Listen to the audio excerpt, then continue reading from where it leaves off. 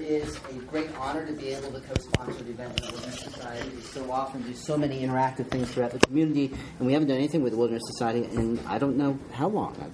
We've seen each other, we've rubbed shoulders, but we haven't actually pulled it off. And this is the perfect kind of event to do that for. Trespass is a very compelling work. It's very much in the spirit of the center in terms of, well, Amy actually used this image today, so I'll use it in terms of reaching across the barbed wire to shake your neighbor's hand and to get to know them.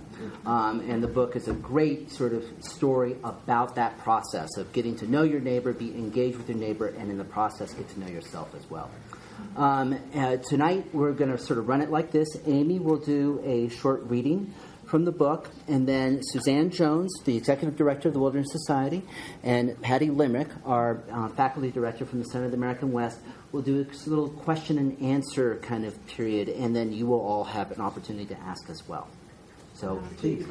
And an opportunity, that's right, there are two things. Opportunity to buy books out front, which I'm sure you all saw, and be really excited, because I think this is like the first real paperback selling of the book, in terms of paperback, right? I think they had to ship them here. FSG was very assiduous about that, and in honor of that, Amy will also sign your books afterwards as well. Okay. Please, everybody welcome Amy.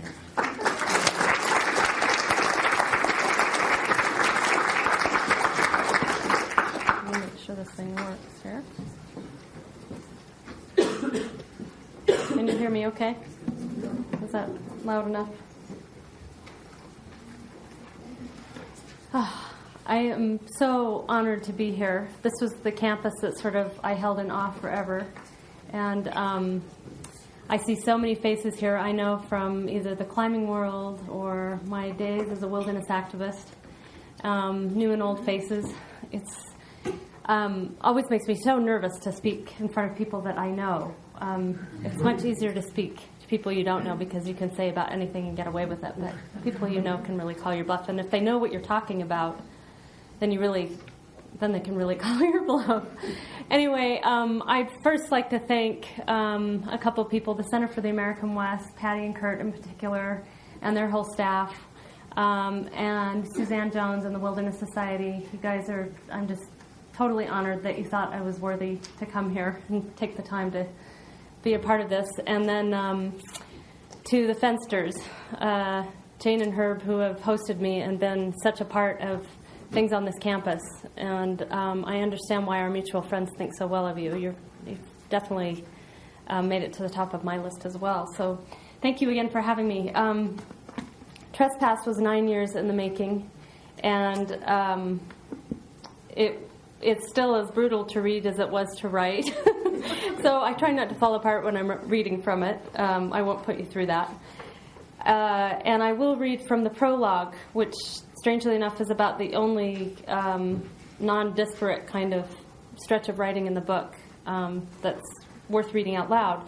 And the rest of it you really have to follow in longer tracks of time, and we don't want to stay that late. So I've broken the book into sections of prehistoric history. It sort of follows the layers of prehistoric habitation on the Colorado Plateau, and that seemed like the right thing to do for this book.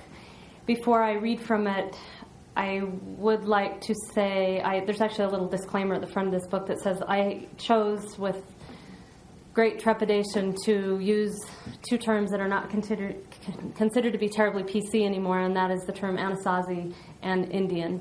That was in an effort to capture a mainstream historical context and perspective that the Anglos in the region have had of these people. And it also didn't seem to me that using more PC terms got us any closer to that group and understanding them in any sort of intimate way. And so almost the horror of our sense of what has been done to these cultures that have been erased, we could get closer to that by sticking with those terms that were somewhat barbed. So I hope that doesn't offend any of you. I'm sorry in advance if it does. It wasn't my intention. There's plenty of other things in here that I will take responsibility for and not apologize for. So the beginning prologue is called Ruin, and I guess I'll just start reading since the clock is ticking, and I'll Although we are in daylight savings, aren't we?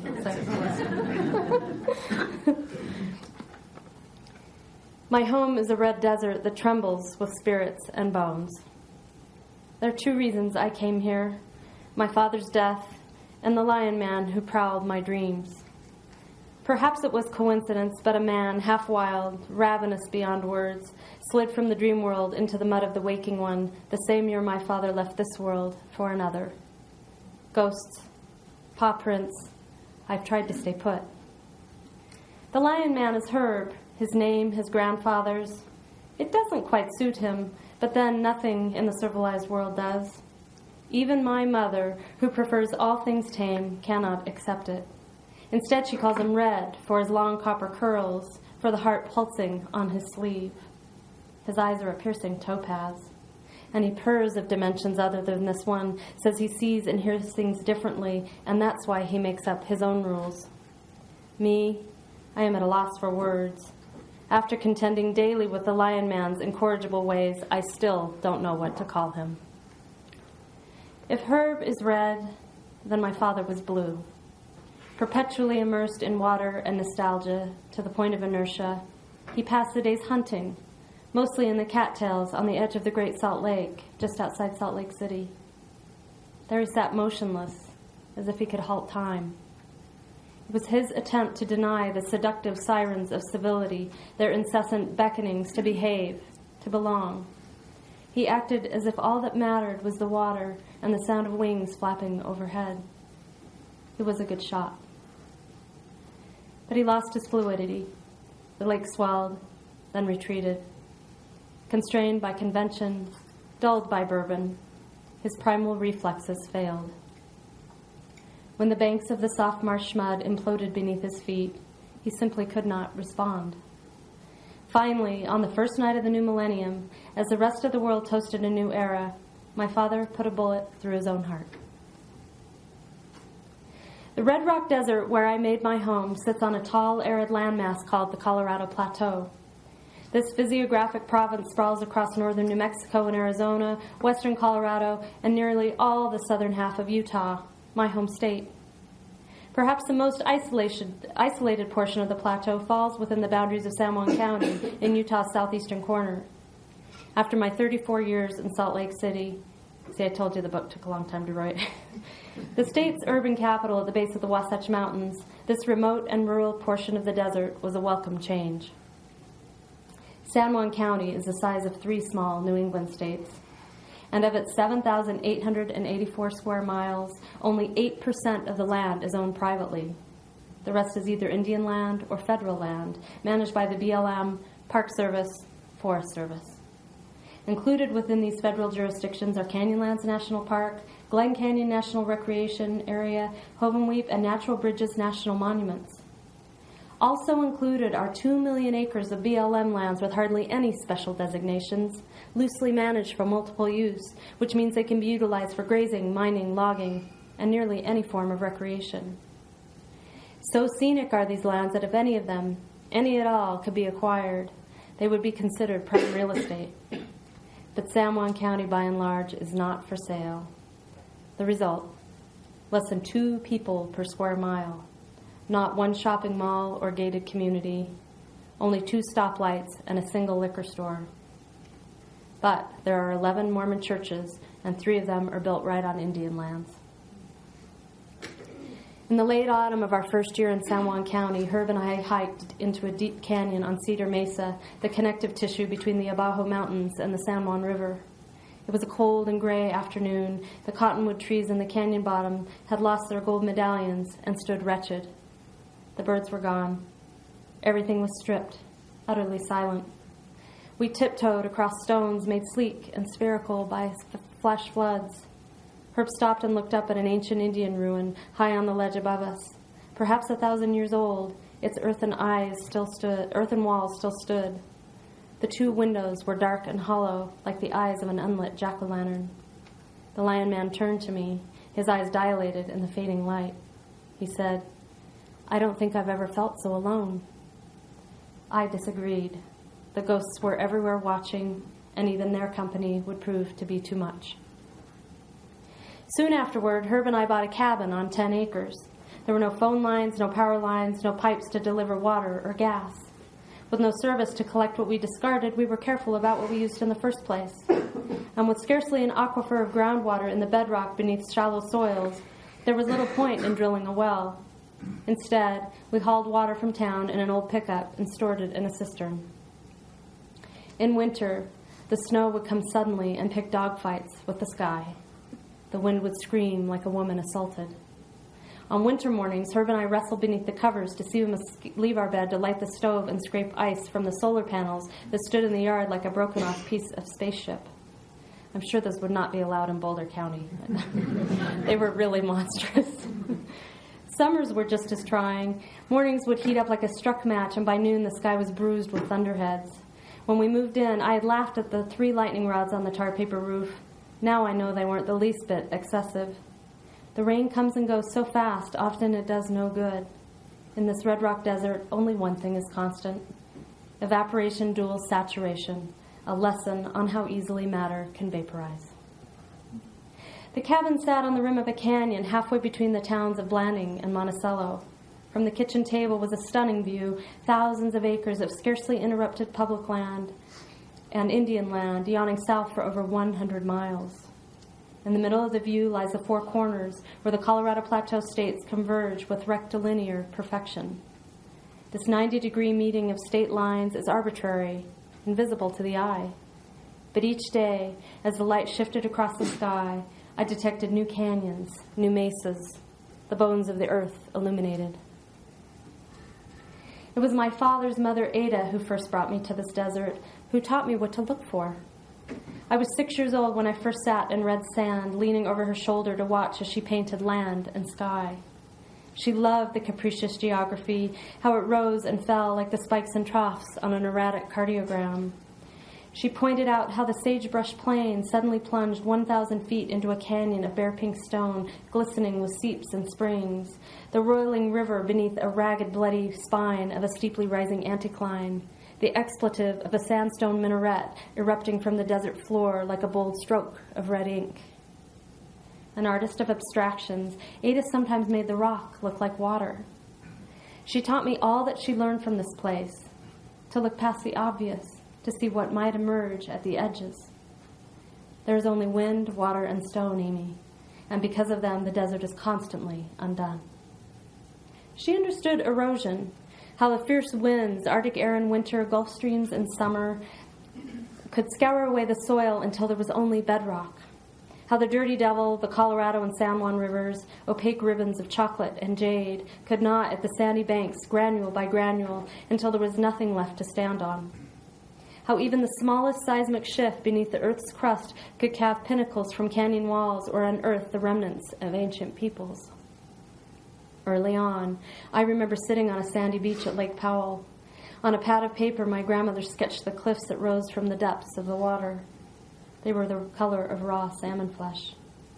Sunlight leaped from the water and bedazzled the walls. Suddenly, she dropped her pastel crayon, held her hands up against the sun. The rays burned through the pale webs of skin between her fingers. And color, it shifts. Light changes everything. She marveled at how in 1 hour a single rock formation could run the gauntlet of reds, oranges, even purples. Each shade was so exquisite, she said, that it defied description or any other kind of human attempt at acquisition. This may have frustrated another observer, but in my grandmother's mind, that intangible, luminous fluidity was the key to liberation. An atheist, an aesthete, she never tried to reinvent. Instead, she unleashed herself on the canvas, and in doing so, she managed to interpret the desert sensuality, particle by particle. Back in Salt Lake, she presented her work in galleries. From desert to city, she glided effortlessly between two contradictory worlds, translating the liquid language of landscape, a place others have called barren and harsh. Moving to southern Utah, I imagined myself as Ada, a visionary who could see, interpret the desert's nuances, a woman free to go anywhere the senses led, a woman who could sustain herself on beauty alone. The desert's people seemed only a minor obstacle. Mostly cowboy, mostly Mormon, they have their own way of seeing things. But I am used to this. My mother's side of the family possesses the same peculiar brand of faith, a rawhide religion unlike anything you see in places more verdant, more populated. On public lands in the high desert of southern Idaho, in a place not at all unlike San Juan County, they too run cattle and submit themselves not so much to the government as to God. I've spent my life among them, loving them. It made me believe my desert fluency to be greater than Ada's. It made me believe I could actually move to the heart of Red Rock country, that I could inhabit, even claim, its wild interior as only a native could. There, I would grind down preconceptions, abandon past notions, and finally see things reassemble themselves. It was my only option. Places were more crowded, more civilized, had become uninhabitable. To stay would have had me duplicating my father's fate. Ada tried to warn me. She knew how hard it was for me to stand my ground, to hold my own. She knew I was my father's daughter. There are contradictions, Amy. Stone becomes dust, then stone again, and the dead stand between the grains of sand. People lived here before the Anglos, long before even the Utes and Navajo. There were 4 eras of prehistoric culture. The first period of known human habitation, the Lithic, took place about 10,000 years ago during the Pleistocene. The great game hunters are understood only through a vague scattering of ancient campsites and spearheads. The second period, the Archaic, evolved as the region warmed and was characterized by a highly mobile lifestyle of foraging. Then came the advent of agriculture and 2 phases of people collectively known as the Anasazi. First, the basket maker period, named for the woven containers in which domesticated seeds were kept until sown, when the harvest bounty could fill them again with edibles. The fourth period, the Pueblo, ended in mystery. It was marked by an increasingly religious and sedentary lifestyle that seemed like progress, but was probably doomed from the beginning. Sound familiar? In San Juan County, the mark of the ancients is everywhere. High on the canyon walls, strewn across mesa tops, buried along the banks of rivers. So numerous are their relics and ruins that sometimes they are taken, literally, for granted. Of course, there are federal regulations to protect these cultural artifacts, to honor the lands on which the dead reside. But in San Juan County, people hang federal officials and environmentalists in effigy. They have enough rules to follow in building up the desert in anticipation of Christ's return to earth. Sure, there are attempts at tribute. There is a museum in Blanding, and tour guides take tourists to some of the more spectacular ruins. When sites are vandalized, it makes the front page of the San Juan Record. But when the relics are removed, or even disturbed, they seem to lose their context, to be excised of their meaning. The loss of the past dislocates the present, makes it stagger and fall from what was once a stirring and sensual synchronicity between people and place. I don't mean to romanticize, to promote the loincloth and life in a cave. But there is something in those primitive ways that deserves close examination, a way to measure the life that has evolved in its wake. To exhume those ways is to gain a glimpse at the architecture of our own rise, at the potential for our own demise. To shed light on their remains, on their ancient animal affair with nature, is to disinter what is buried in ourselves. The desert holds the past with the reverence of a pallbearer, and I want to witness the procession. I began to dig for what I needed to know. I thought that the people were something to work around, that my quarry could take place outside their peripheral vision.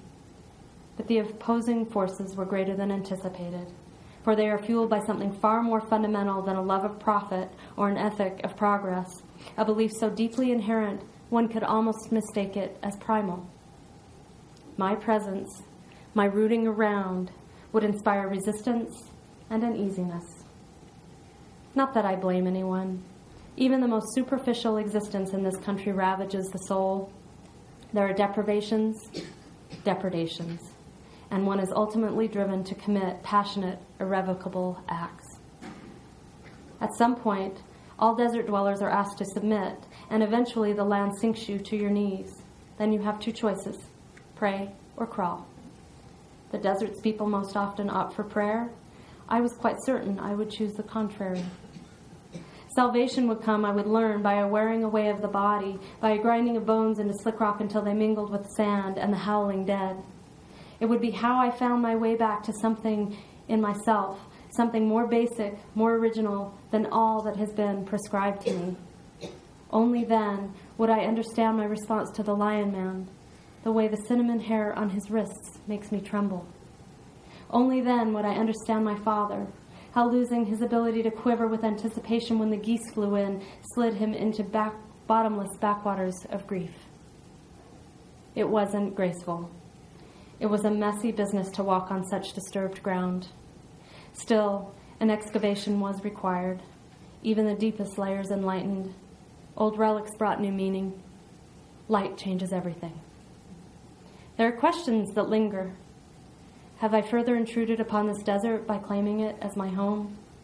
Has my father's memory or the honor of my marriage, my family, my neighbors been desecrated in the telling of these tales? This unearthing of things, it threatens. The dead may be aroused, but how else does one dig without disruption, without disturbing what is sacred? From ruin to restoration, I beg forgiveness for the encroachments. One must get to the bones of things. Thank you.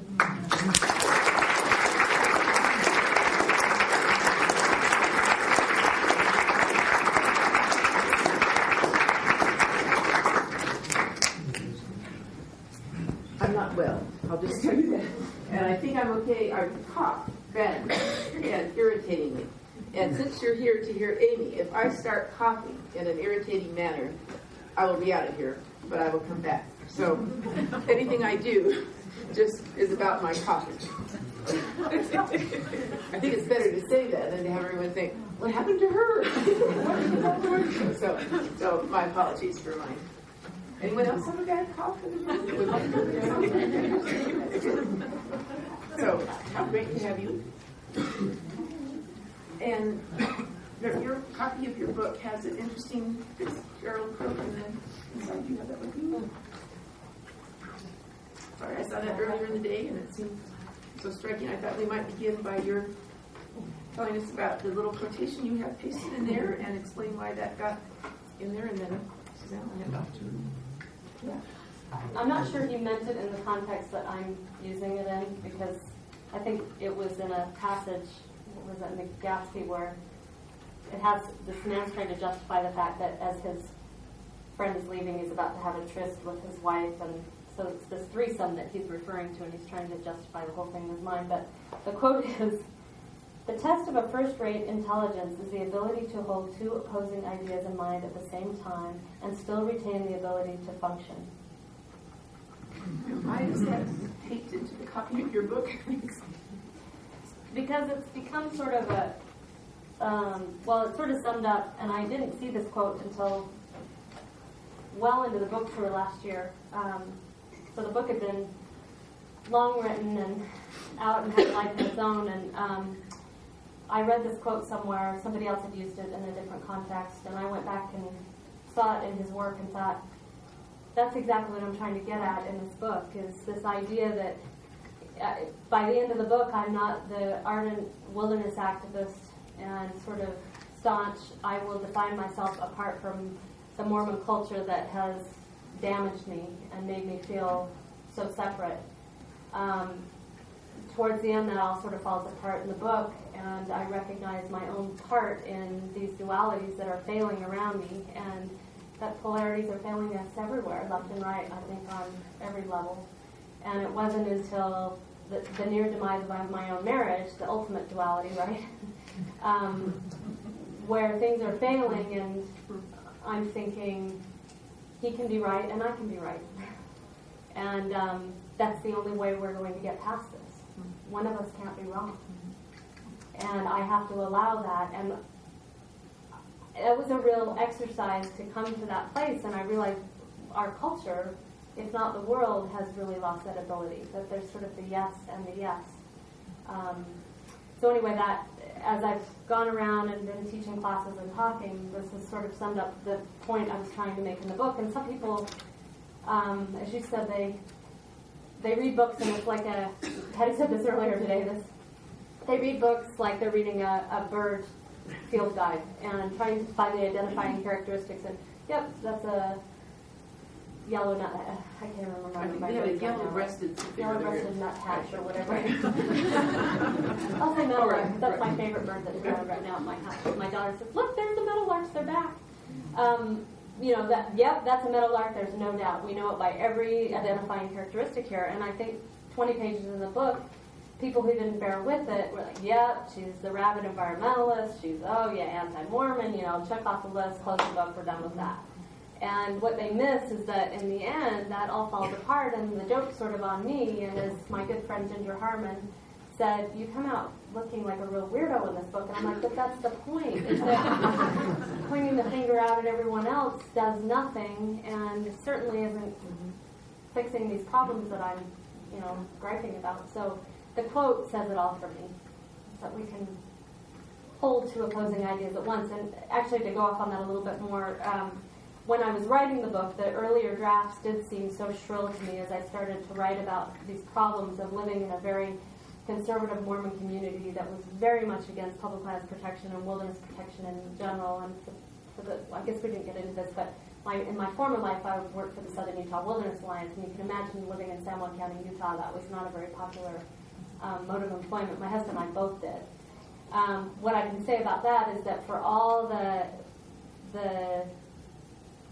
nasty cold shoulders and whatnot we got, and the nasty things we got called in the paper, like the American Taliban, we were told we would get our dogs poisoned and tires slashed, and a bad thing never happened to us. Our neighbors were very gracious, and I think that's important to point out because that is the point of the book.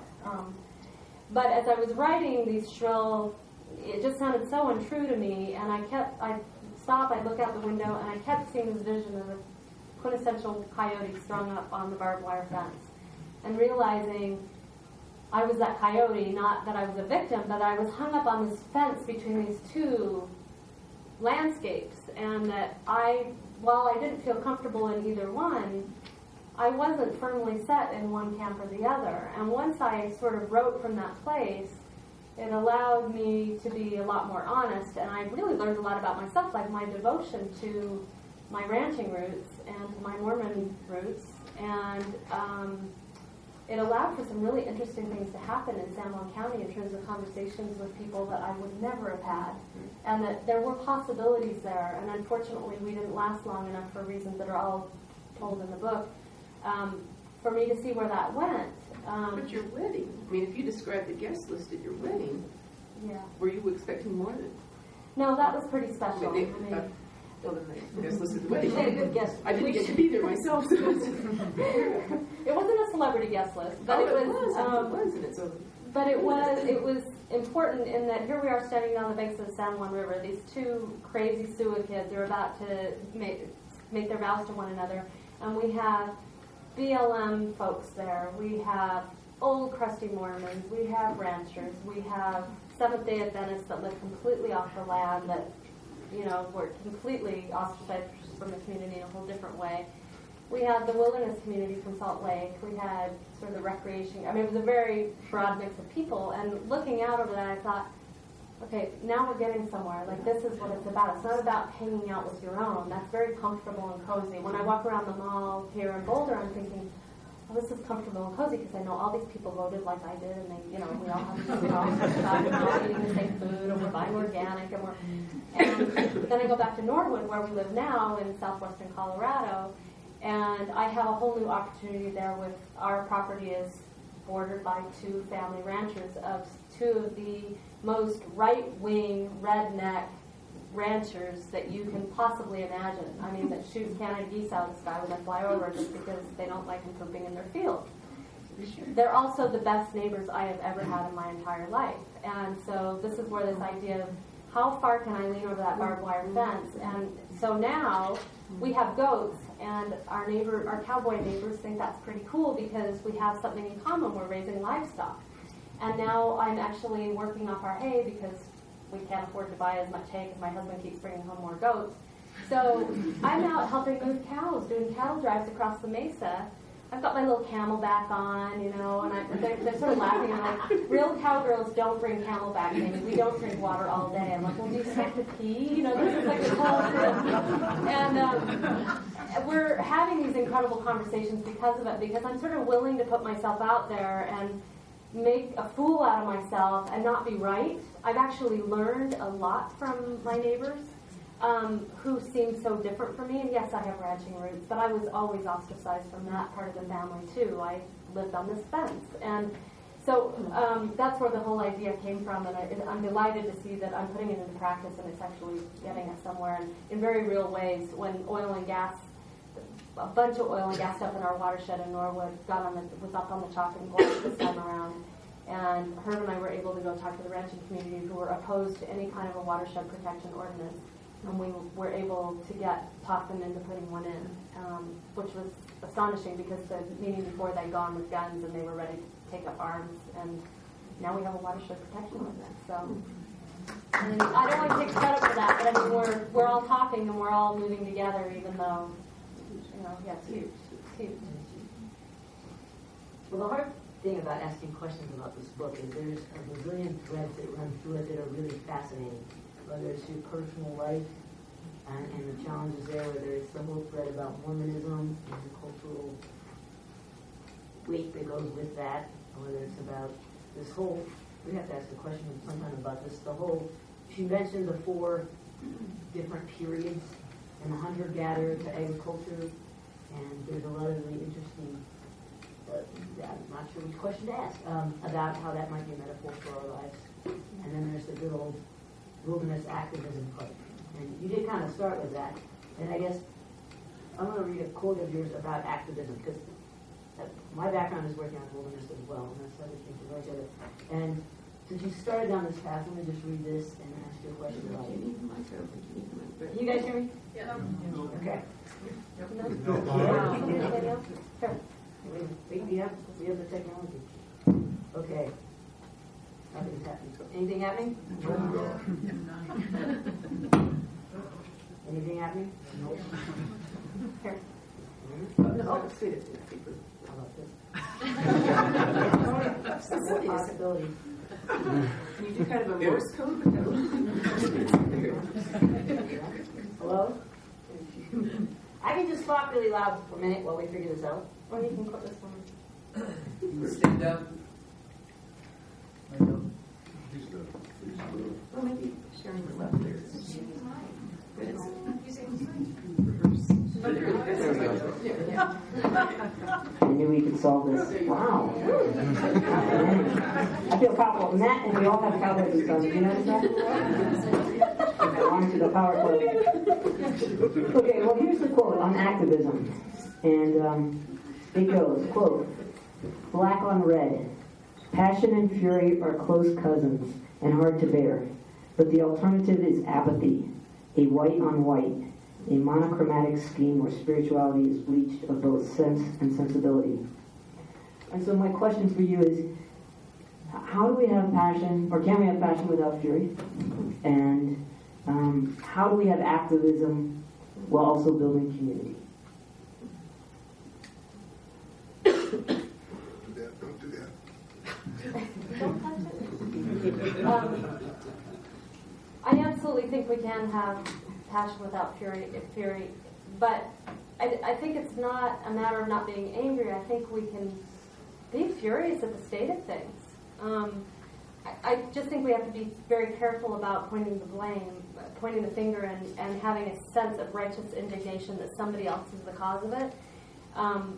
I think we're all complicit in one way or another, and my neighbors point this out all the time. You know, your cars, your lifestyle is so much more consumptive than ours. I mean, we reuse every little piece of barbed wire that's laying around the ranch, and we don't buy nothing new.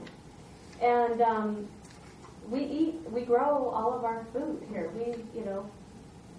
In many ways, their imprint is very light compared to ours, and so I think it's more than trying to erase the fury or trying to somehow mold your passion into something different.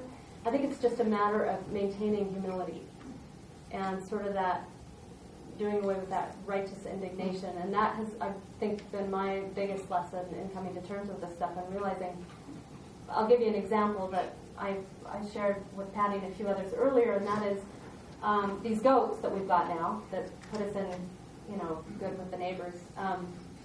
This spring, my daughter and I were actually out of town, but it was that cold spring. The bears woke up hungry. In the middle of the night, our dogs start barking. They all happened to be in the mudroom that night because our old dog was in the process of actually dying, and so they all came in to be together, and he wasn't outside barking and protecting the property like he normally does.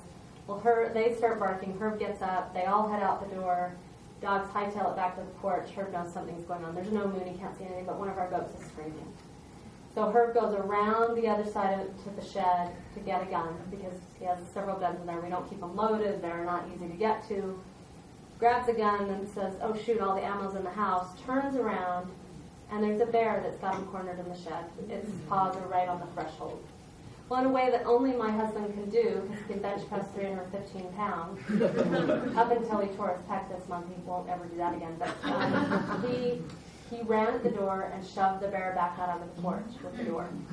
And the bear stood out there and then lumbered off into the woods, so we thought. All the dogs would hightail it back to the porch. Herb opens up the door to go back to the house. The bear steps out of the woods and comes for him. Herb runs back in the house. And we live in an area where our wildlife is very well behaved. It's not like Boulder where mountain lions or, it's like they stay in their part, we stay in our part, and everybody's happy because it's very rural. There's lots of open space.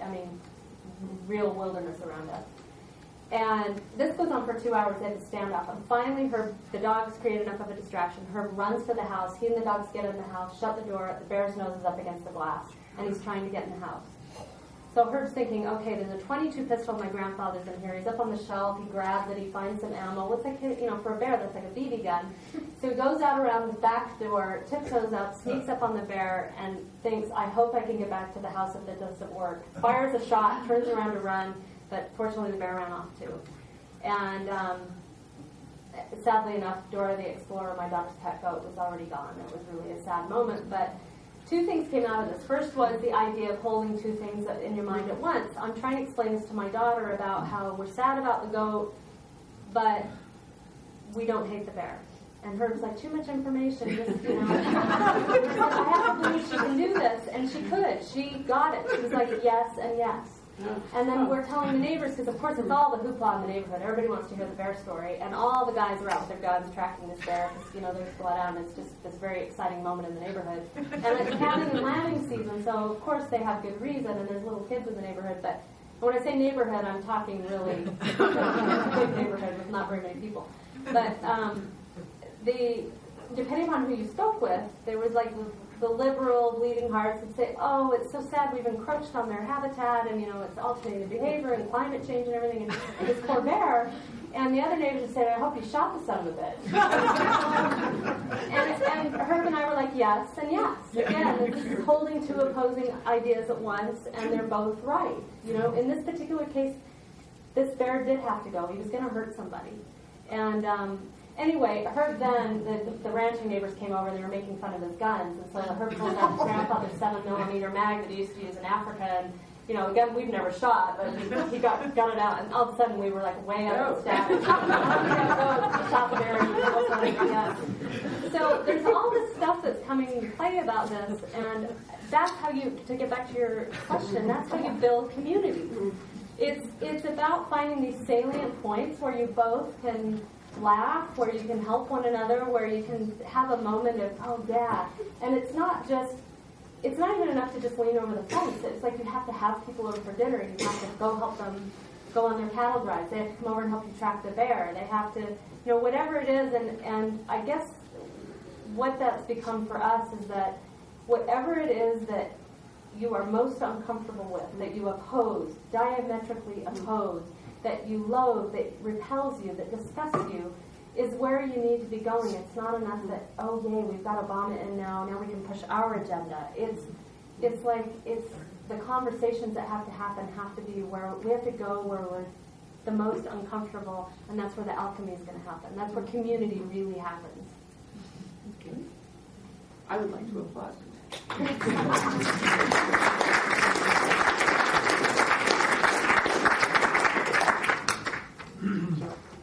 Well, I happen to have brought my I read very closely years ago. The Southern American West Book Discussion Group read this book, Genesis, the New Genesis, a Mormon reader on land and community.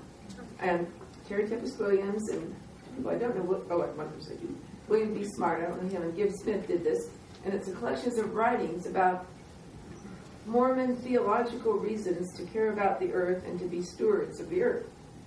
And when we read it in the book discussion group, a lot of our science friends who come to that, oh, this is really interesting. And about page 70 or so, they petered out. They just said, that's enough about Mormonism. We know more about Mormonism than we were really wanting to know in life.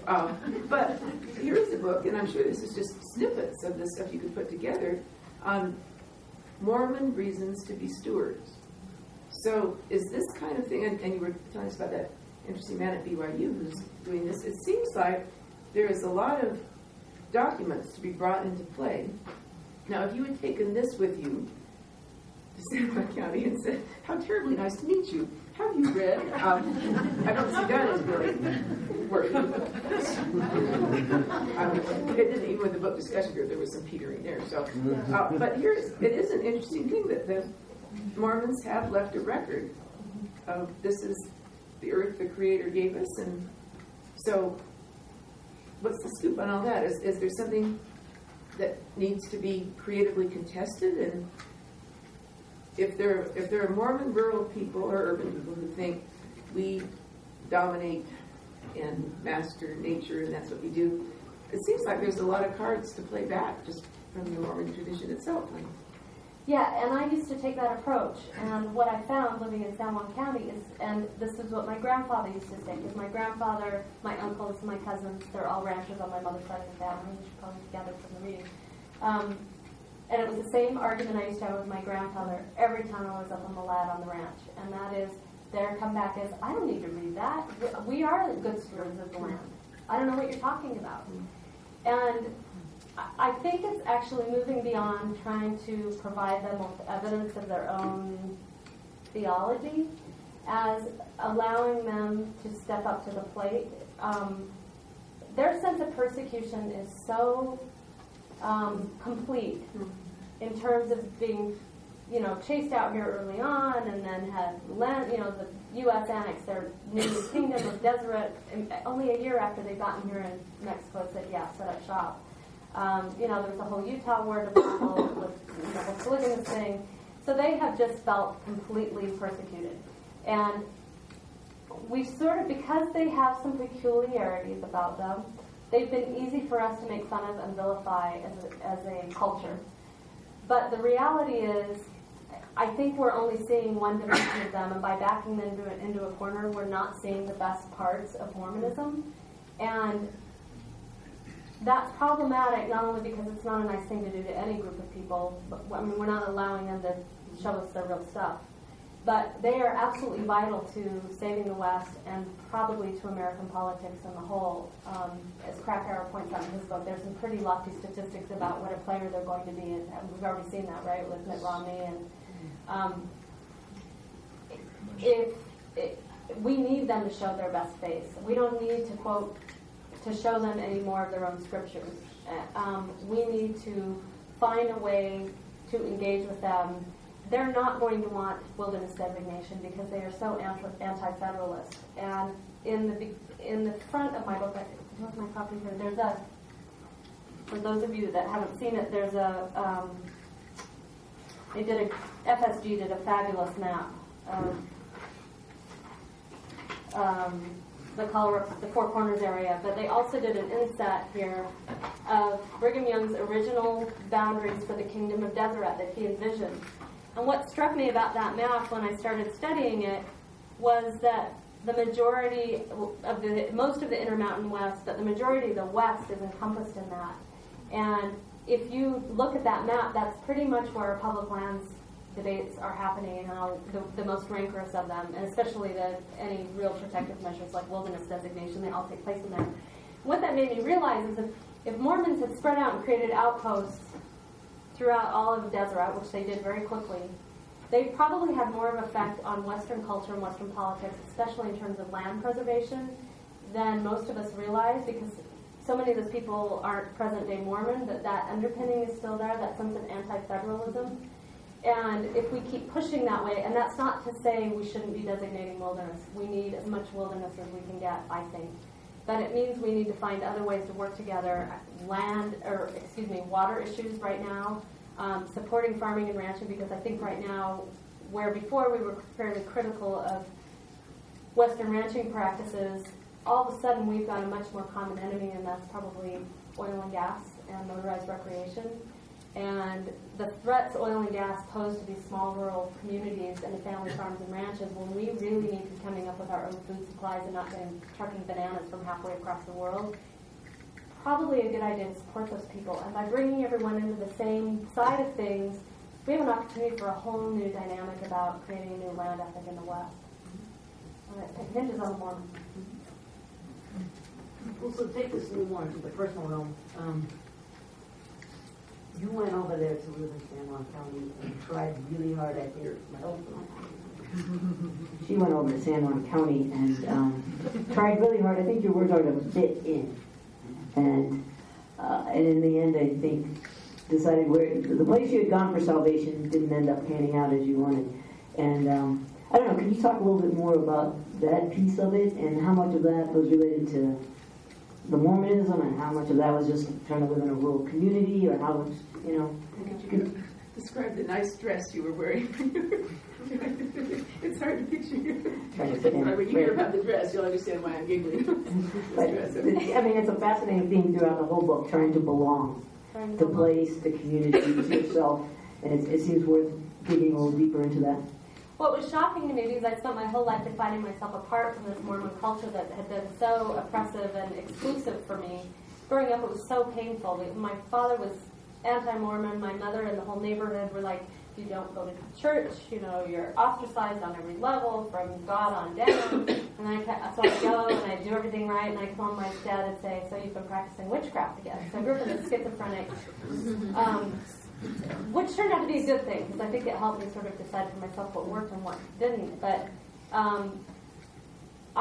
here I am, this wilderness advocate, which is so easy to be in an urban, more progressive setting. And I could buzz down to southern Utah and go hiking and run rivers and go climbing and then buzz back out, and all I did was stop for gas. But I haven't really engaged with people. But I know these people because they've been my people. I grew up with Mormons and half my family are ranchers, so I have some kind of entree or credibility, so I don't really need to, so I had this presumption, and I moved there, and it wasn't so much that they wouldn't let me in, although it would have been really easy for me to say that, and there are stories in here that make it sound like that's what I think.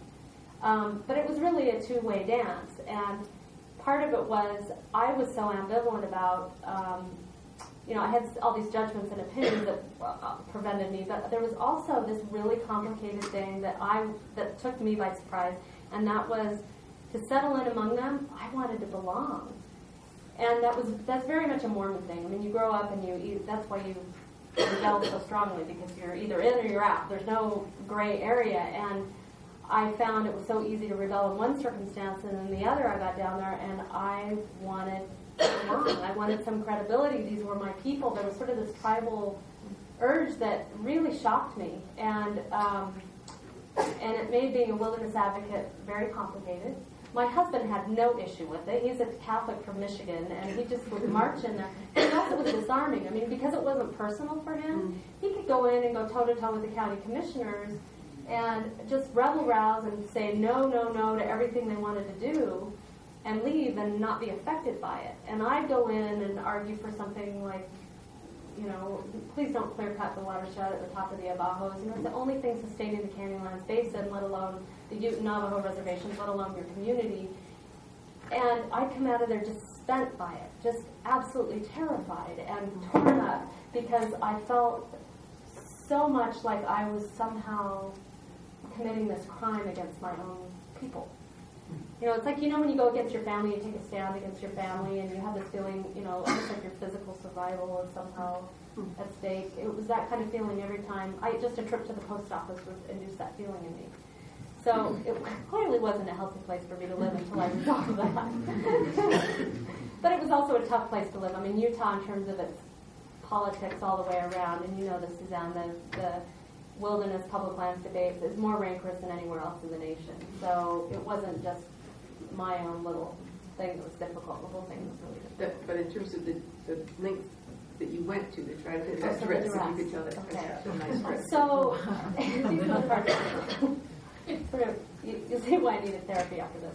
I catch myself doing things like really thinking about what I'm going to put on to go to the laundromat, and finding that over time, it wasn't just that I was living way off the grid in the middle of nowhere in a little cabin that didn't even have a mirror, so I wasn't paying the same attention to my appearance that I appear, like, say, tonight, or when I'm out in the mall in Boulder, you know, it's just like this, but I was finding that I was really worried about what I wore, and there was this, at one point I came home and I realized I was in the laundromat, and realizing that I had this ridiculous long, it was almost like a muumuu, this long dress that, you know, buttoned up and was very, you know, like the polygamous dresses you see in all the pictures that the media loves to, you know, not all polygamists dress like that, by the way, but that kind of just, and that's not me. And if that had been my style, okay, one thing, but it was so not me. That was a real telltale sign that, and it was my husband who pointed out, I think you're in real trouble because You're wearing a high button. So in hindsight, if you were going to write a little bit more of a how-to guide to someone else who was going to try something like this, of going into an environment like that, would you, in hindsight, have pointers on how? don't wear the muumuu. Skip the muumuu. I think you have to be pretty clear, first of all, what your intentions are and what your relationship is to this group of people and to the place. And you need to have an incredible sense of humility and sort of forget the agenda. But again, I think it's a matter of leaning over that barbed wire fence as far as you can lean and saying, what is it like for you? You know, and experience that world together, because you will probably learn something. And I was going to get back to that about you might learn something with this bear story. The ranching neighbors said all you left-leaning greenie, tree-hugger, bleeding heart types were the ones who voted to end hounding bears during the bear hunt because you thought it was inhumane. And I'm nodding, going, well, yeah, of course. And they're like, the bears aren't afraid of dogs anymore, and they're just waltzing into human communities, and we're destroying bears because of it, more bears. And I'm thinking, my God, you're right.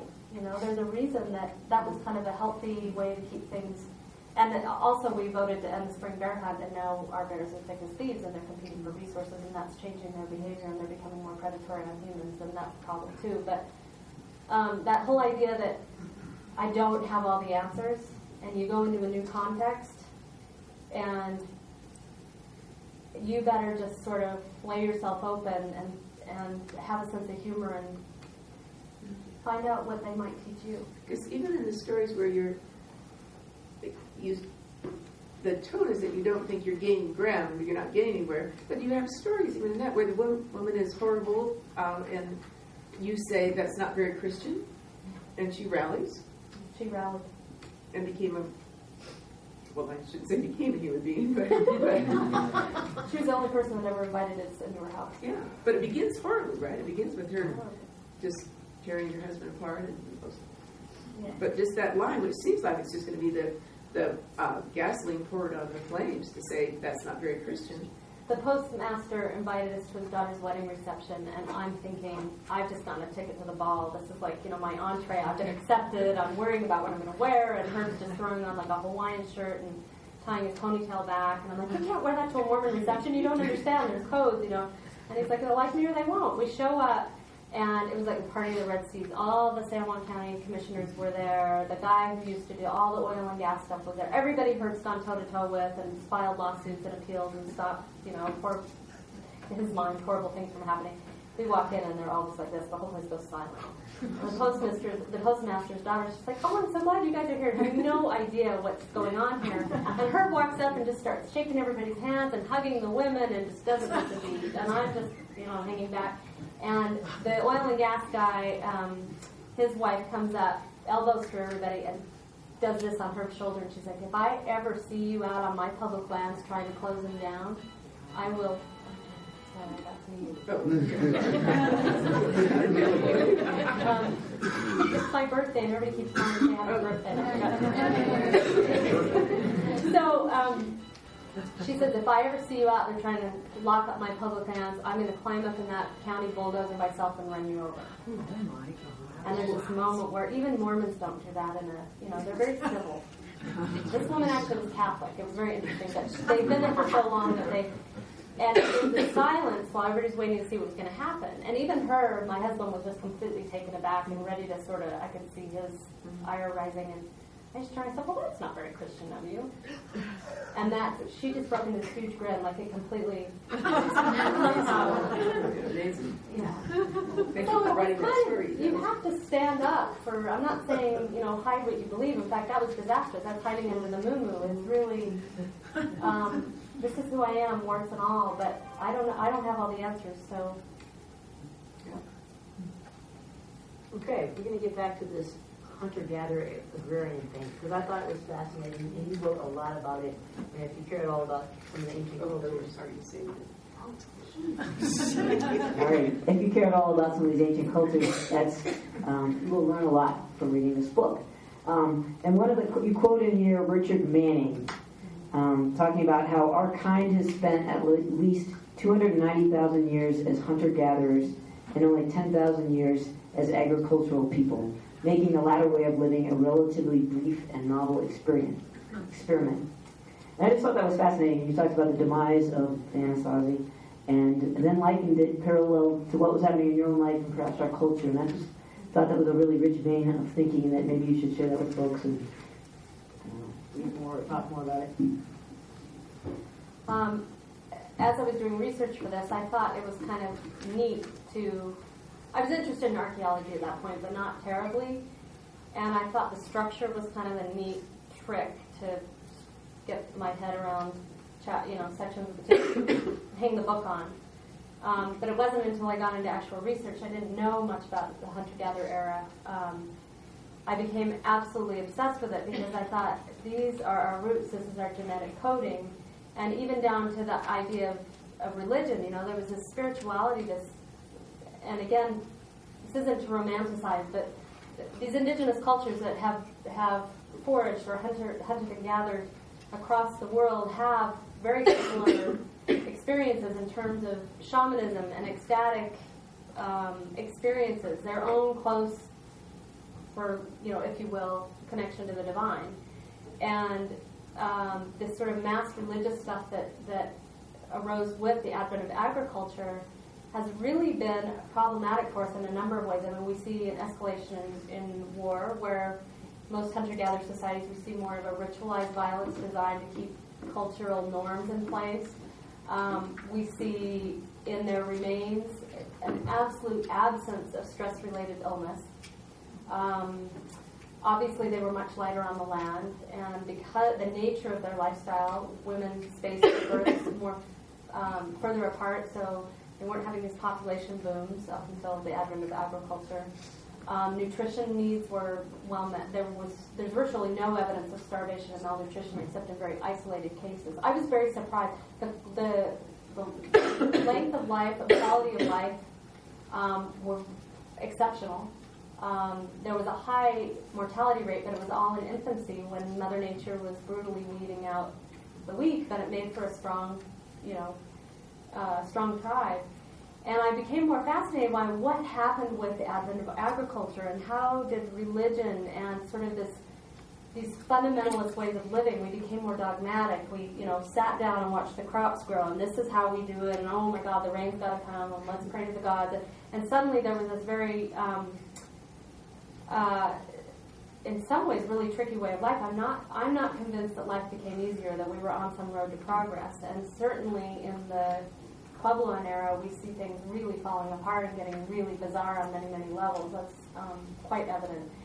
And so I thought, this parallels our own culture, and it certainly parallels my own, if we had some better indicators along the way, we'd see much more quickly when even our own souls are getting into trouble, or our own physical bodies. And so it's fascinating that we we have these indicators, and I've become a real. How do we go back? I'm such a proponent of hunter-gatherer living that we can't go back to that, obviously. And everybody laughs when I say that. And but I think it's more a sense of how might we find those ways to be part of a tribe again. How might we actually stimulate that fulfill our genetic coding and our physiology and satisfy our psyches in a way that hunter-gatherers did? And one of them, I think their spiritual lives, their work lives were much more fulfilling than ours. The average hunter-gatherer works 3 days a week, and for short periods of time. The rest of the time, they're done. Sounds really nice. Yeah. and there was a lot of time for art, as we see in the rock art panels of that period. I mean, the art was exceptional, and as they got more into agriculture, that rock art actually declined. I mean, so I was like, what would it be like to go back to that? I grew up around for roots, and then the whole hunting thing, which tied into my father was happiest when he was out hunting and finding sustenance for our family. And I'm beginning to understand that because all these years of backpacking and climbing and experiencing the landscape that way, which was a real thrill, and I felt very righteous about it. I mean, it was a very spiritual, I thought it was a very spiritual experience. But now I'm thinking about, I don't want to eat bananas that have been trucked all halfway across the world, and I've got these beautiful elk in my backyard, and how might I start living more intimately with this landscape, not just with its community of people, but with the landscape itself. And I don't think that's going to come just from riding my bike across it or climbing up a rock face. And so I'm, again, hearkening back to this, and it certainly was what satisfied my father in the day that he lost his membership at the Duck Club out on the Great Salt Lake, which has been my family for 3 generations, was the day he pulled the trigger. Well, as a widow, I find the sections about grief and the disorder of the mind that comes with grief and your thoughts about your father to be very compelling, and the way in which the mind struggles and the dreams try to reckon with it. But it would be clear mental illness if it weren't triggered so much by the death of a person. So I'm not sure what the question from that is, but just how much did the writing of this help you through that process of your father's absence? The thing that is so wacky that comes over the mind that you're going to reverse it, that you're going to try to go back and rethink who could have done what, who should have been with him, what you could have done, and you'd not been speaking to him for a number of years before this. So how did the writing of the book, or did the writing of the book help with that process, or is it just, where was I? I was at the conference on Wallace Stegner's Centennial last week, and Wendell Berry concluded his talk by saying, they tell us about closure, and they talk about closure. There is no closure. There's changes and phases. It changes, but this closure thing, I thought, oh yay, Wendell Berry, yay, he knows a great deal. Wendell Berry is very wise, and so what do you think about this concept of closure? Did writing the book move you in that direction, or is it just something that it's just that grief is just a chronic condition and it changes its forms? Or I think you lose somebody, especially tragically, or God forbid a child. It's something that's just not losing a parent to a graceful old age. Not that doesn't have its own type of grief, but there's a trauma that goes with that I don't think ever goes away. And it would be with suicide. In this culture, we don't even have language or process to talk about that. So when people say to me, I hope you found closure, I'm like, he's gone. There's no closure to that. It changes and it evolves, and the book certainly gave me a lot of clarity about what he meant and his place in my life, which was far more important than I had realized. His impact on me was far more. He'd sort of been the bumbling drunk, and I hadn't realized how profound his impact had been on me in very positive ways until I went through the process of writing. And that brings me back to, it's not so much that the writing was cathartic, because that kind of makes me wince. It's more that I think the arts are part of what the shamanic process has, or the shamanic guide has offered to indigenous cultures, in that you have something sort of abstract guiding you through this other realm that you cannot speak, you cannot, and that's what prayer and meditation and, religious counsel, religious leadership is about. It's supposed to offer that to you. I don't know how often it does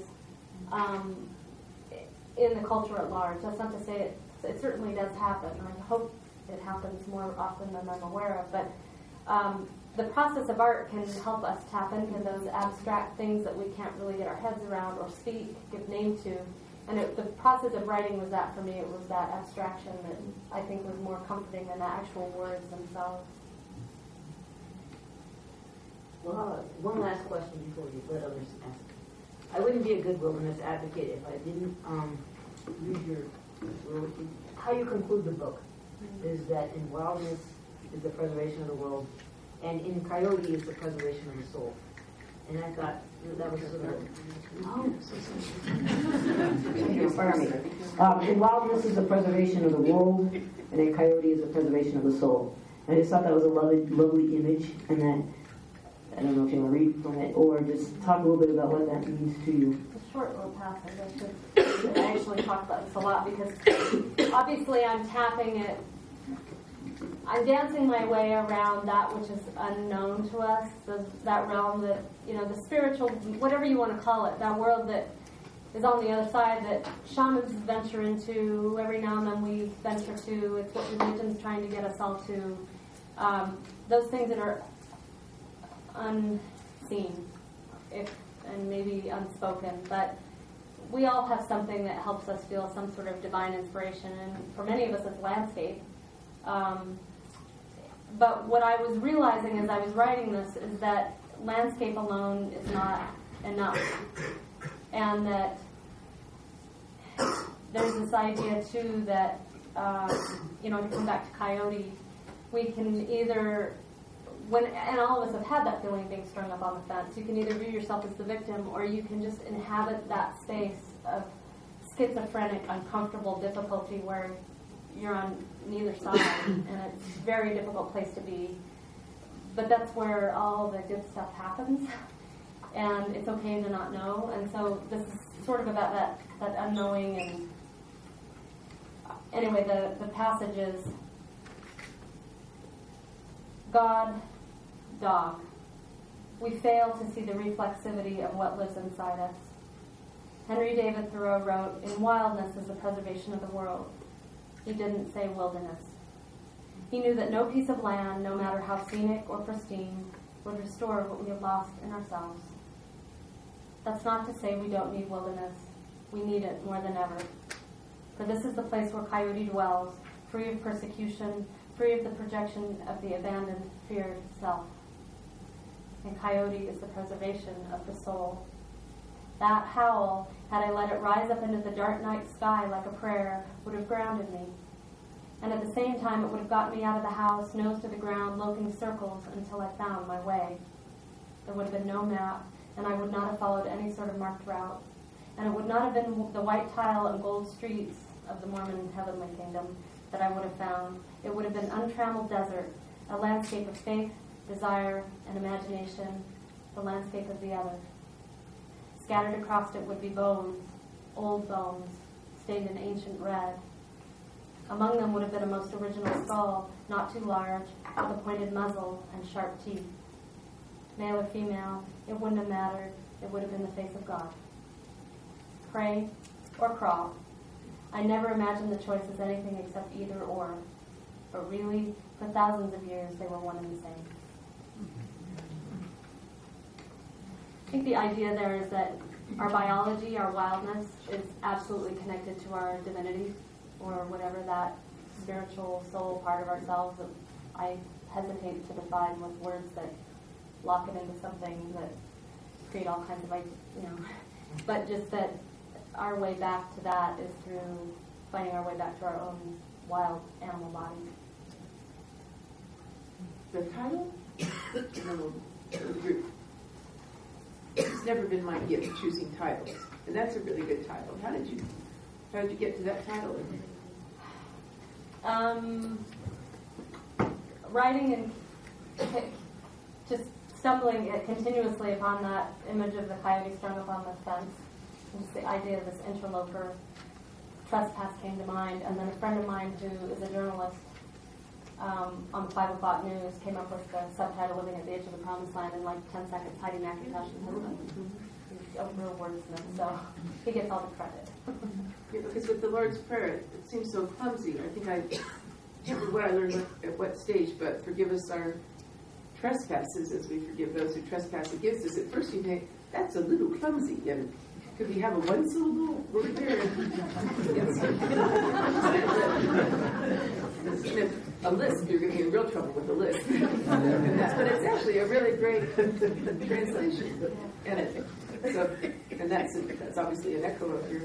Yeah, I didn't mean for it to have so many layers, and later I realized that actually my editor raised remember the forgive us our trespasses, because that's exactly what you're talking about. And the minute you sense that, you have that sense of betrayal, right? If it's in a marriage, if it's, the off-roaders that have just come blazing through your property or across your trail and your campsite, whatever the trespass is, if you feel betrayed, you've lost the battle already.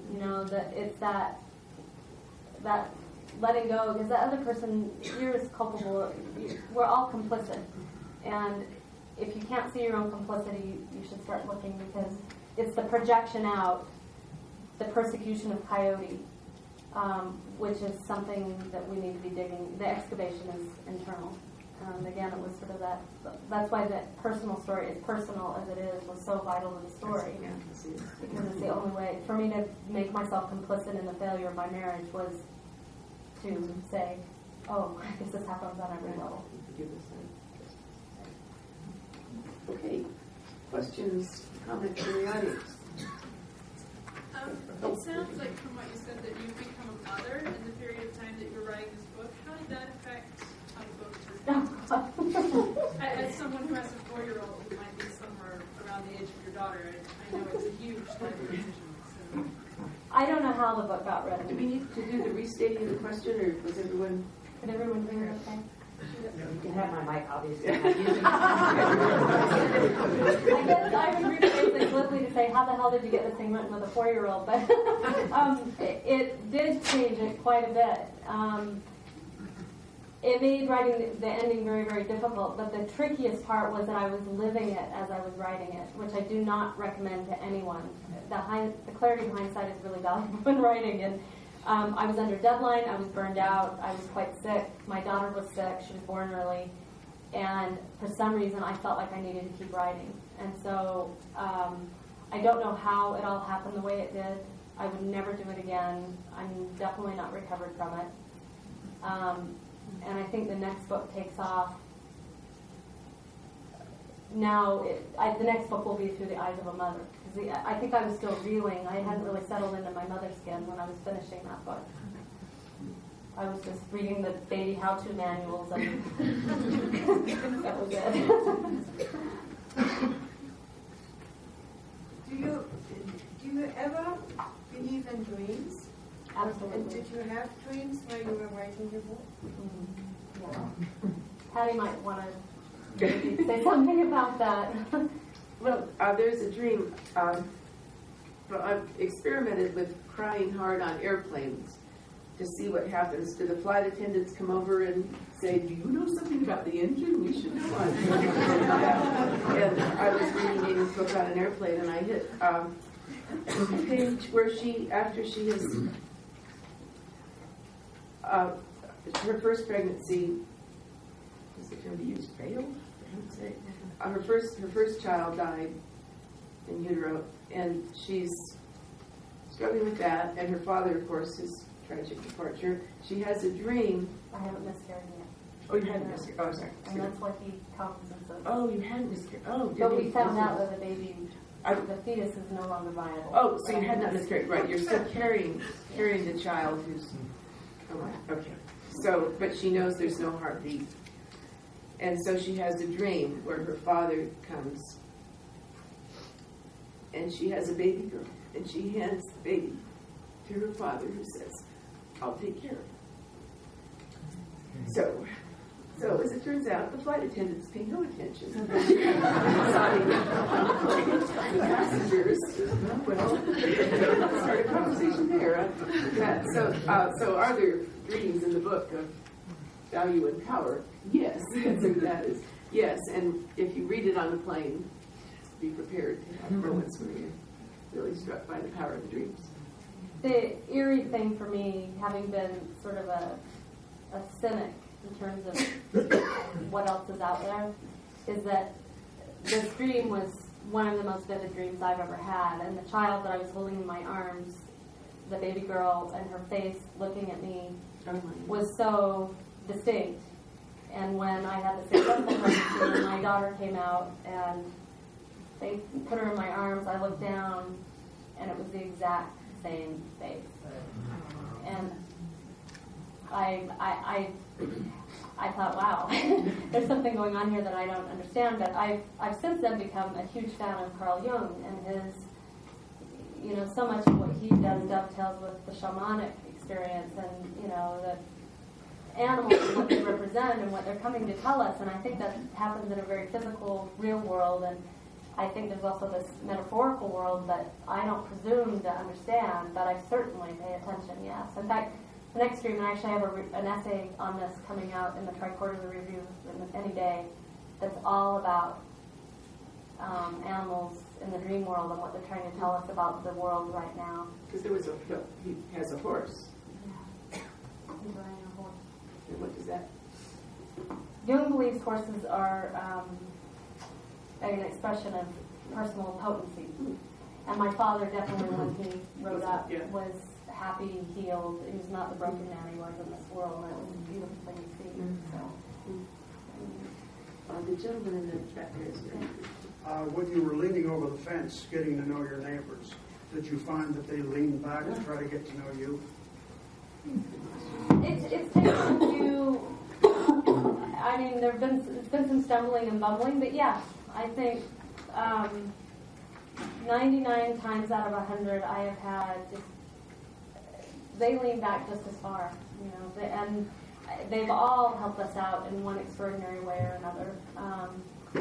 And it's taken a few efforts to really, one night I sat out with the two ranchers and drank Budweiser on the back of the flatbed while they were watching the irrigation stuff, the sprinklers take off, and they were shooting Canada geese out of the sky at the same time. So it was taking some real.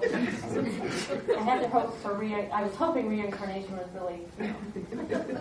But I'm like, if we have to lose a few Canada geese along the way to this path of what I believe is the Enlightenment, it's not about me sitting under the tree. They're annoying animals. They're not charismatic.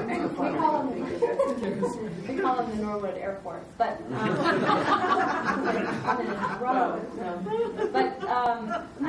they are. That's the astonishing thing, is that almost every one of them has been willing to lean right back, and I think they were just waiting for somebody to ask them what they thought.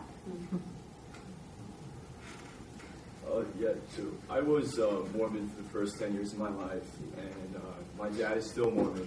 I've been in the community for as long as I can remember, and I'm wondering, on your personal journey, how that community has affected you. It's the yes and the yes. Yes, it's been difficult, and yes, I'm so grateful to them. We weren't invited over for sleepovers or birthday parties when my parents got divorced when I was 10. About your age, we were ostracized. My dad was the drunk who drove across people's lawns on the way home. When the home teachers showed up to try and give us a family lesson, my dad offered him a gin and tonic. my little sister, when we were all in Sunday school, and they said, "What would you do if Jesus came to your house tonight?" My little sister raised her hand and said, "I'd fix my cocktail." So, I mean, we were nuts from the get-go. And I was always taking cover because I knew that we were branded as, troublesome families that everybody thought they should save. But at the same time, when we were in trouble, it was the neighbors that took us in. When my parents were fighting, when my dad was stumbling drunk, And to this day, I mean, I'm still grateful for the kind of sense of community they instilled in me and the kind of forgiveness the way they looked the other way and then helped us, they gave us a dignity that, and it's been a very mixed bag, and it took writing this book for me to realize how much I appreciated them, and the good was there along with the bad, because I had a lot of criticisms. You've mentioned Carl Jung's book and paying attention to animals. Do you have a particular totem, or are you seeing hawks or eagles or things that come in your path that make you say, oh, I should be waking up and listening? That's funny. They're always coming across my path. And I've sort of had an aversion to naming one as my actual totem because I think in the physical world they're all just doing their thing. And it's funny because we had this infestation of black widows last year, and they were everywhere. And, under my daughter's bed, crawling across my toes when I was washing dishes, and I tried everything. I let geckos loose in the house to try and eat them. I did spiders. I tried everything. And finally, I was agonizing over whether or not I should spray before one bit my daughter. We live in a remote area. I couldn't get her to medical care on time to actually have it do any good. And so we were agonizing over this, and somebody said, well, did you talk to them? And I'm like, yeah, I told her to get the hell out of my house. It's sort of this, okay, there's the dream world and then there's reality, so and other people said, well, when the black bear came, was he trying to tell you something? And I was like, he was hungry, I think they're all trying to tell us something, and they're all trying to just do what they do. And I think my job right now is to not project. I think all of our jobs is not to project anything onto them and let them be who their animal natures are. And that Jung's metaphorical animals that come in the dream world, that are inscribed on, Red Rock walls or in the Lascaux caves, those are a very different kind of animal. And I think it's important to not confuse the two, which I almost did with the black widows, but we ended up spraying. I begged them to leave. Yes. Thanks for talking so much about so close to the bones. But it seems we get followed up with the details, and it's a pleasure to have you talk about being a mother, because it appears to me that the one commonality, far more important than any of the details, is that we're all mothers and fathers. And that seems to be, to me, the touchstone for making sense of anything, even making peace, perhaps. Yeah, I think you're absolutely right. I think I'm a better advocate, and I think I'm better received by the community in a role as a mother. Like somehow some legitimizing detail or whatever, but it's because we are a community, and that brings you into for some reason this seems important to me. I'm sure many of you know this poem by Mary Oliver, Wild Geese. God bless the geese. It's one of her most well-quoted poems, and in fact, the poet laureate of Utah, Katie Coles, read this on NPR the day after 9/11 when they were asking people's responses to the tragedy. And Katie simply got up there and read this poem. And it's about the community, coming into the community of things, which is what this book was all about. And it starts out something about you do not have to be good, which seems important in terms of religion and, politics. You do not have to crawl on your knees and repent. You only have to let the soft animal body of your body know what it knows.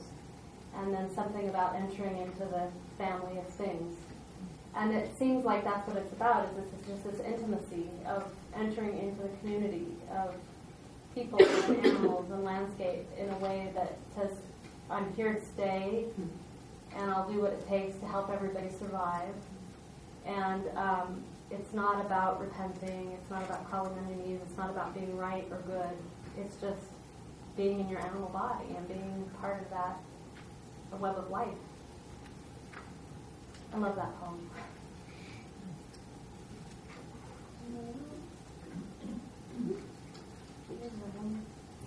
How did I'm wondering if the oppressive community, the oppressive nature of the LDS religion affected you in your outdoor experience in your life after leaving Mormonism. Oh, it's an interesting question. I mean, I had seen landscape through the lens of my family for so long. Either my dad's hunting and fishing, we camped a lot, or my grandmother's artwork, or through my other half of the family, the ranchers, for so long.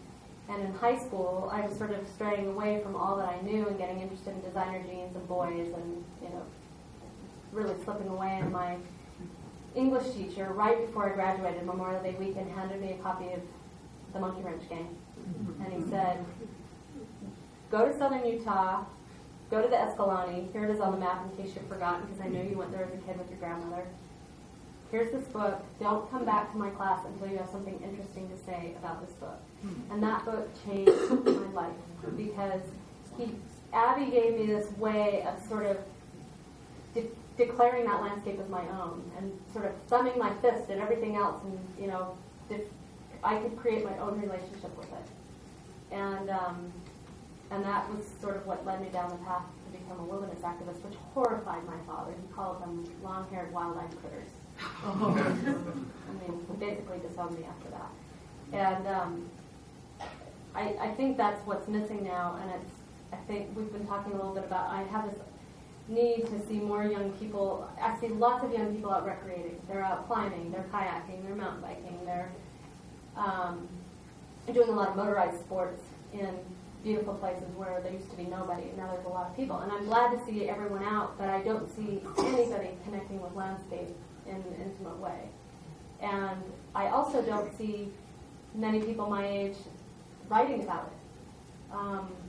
I have lots of mentors that, are sort of retiring. The Terry Tempest Williams, Ellen Malloy is gone. She was another tremendous, I have pretty much one contemporary who's writing about the West in a way that, and that's Craig Childs. We'll be here. Good. Late April. You'll love it. It's great. But there's so few, and I'm thrilled to see that we actually have some people younger than me in the audience, because usually I go to these things and there's nobody in the audience, whether we're doing stuff about activism, environmental advocacy, or we're talking about writing literature. The audiences are older. And it's like, how can I hook somebody the way Abby hooked me? And how can you declare your own relationship, not only to a place, but to its people? And I hope everybody can find that. Especially if you were raised in a culture that's... Yeah. Talks in the program about the provinces of nature and faith, and I apologize if this question has been asked before. Would you be comfortable sharing something about the evolution of your spiritual construct and how you revel or find a niche in the ambiguity of the two poles and something like that? That's a tough question. The closest I got to being able to explain it was this last passage I read, the God and Dog. It's all about God and Dog. The biology, we don't find our way to anything divine without being in our animal body and being part of a tribe in a landscape, I don't believe. And the Mormons are actually a pretty good example of that, more than most modern day cultures, which is why I think there's so much hope for them. We should all be so lucky. Again, it's the yes and the yes. Like, yes, I have this ambiguous, these criticisms and this ambiguous relationship that I'm not even sure what's out there. But it seems to be the more I open myself to what I don't know and I don't align myself with any opinion, there's these unknowns that are making themselves known to me, and I can't even articulate them. Certainly having my dad show up in a dream looking really happy and taking away a baby that I would eventually see and then she told me later, she told her dad actually, we were down on bluff, I was standing in for Terry Tempest Williams at something, we were almost going to throw vegetables at me because she didn't show up. But not shoes. Yeah, not shoes. So I was doing this apologetic performance, and Herb decided to take Ruby down to our wedding site where we had just found out right before the wedding, this is all in the book, just one sharing, that I had lost a baby. my body had not miscarried yet, and we decided to not do it medically, but to just wait and let it happen when it was going to happen. And that's when the dream of my dad happened. And then, so last year, a year and a half ago, so Ruby was just 3. Herb walks her down to the wedding site, and she goes, "Oh yes, I was here. I was in Mommy's tummy, but then I decided not to come, and I came later when you guys were ready." She's never heard us talk about any of that stuff. So, and I don't want to even try and just define what that's about. All I know is that the writing of the book and sort of putting myself up on that fence of not knowing is making things happen in a tremendous way that's psychically very fulfilling, and I don't know, there's an underpinning there now that I think keeping me from madness. Maybe you might disagree, but what are some of the tribes or organizations that you would recommend us or to people younger than you to team up with to carry on this fight and the writing as well? You know, organizations besides SUA, Southern Utah Wilderness Alliance. Well, Sue is definitely the junkyard dog. They definitely don't practice what I'm preaching here. They have to be in Utah. God bless them for doing what they do. You don't need to do that in Colorado. There's a bunch of great environmental groups. The Wilderness Society, Colorado Environmental Coalition, any local group that is growing food or working with family farms or working on protecting a watershed. Those fundamental issues that bring people together at a farmer's market or around your water supply, or those things are so basic to human survival and are so community oriented that they seem to really matter. And I don't care if people get together at a coffee shop and read one another's poems out loud and have a little silly poetry slam with a bottle of wine. Any form of the arts that gets the tribe going and is about your place in the world, it all counts. Do you want to say any? You've given actually several very fine exit lines, but then you didn't exit, so do you want to? Thank you for putting up with me. Thank you for having me. I think that is no. We will not accept that as your exit line. I don't. I think I've said it all. The rest of the book, I hope you'll buy it because it would be really nice if we could pay back the advance. My husband would be really grateful since he's been bankrolling the project for so long. Thank you so much for coming. I can't thank you enough. And if you can get young people involved in these things, that would be even better.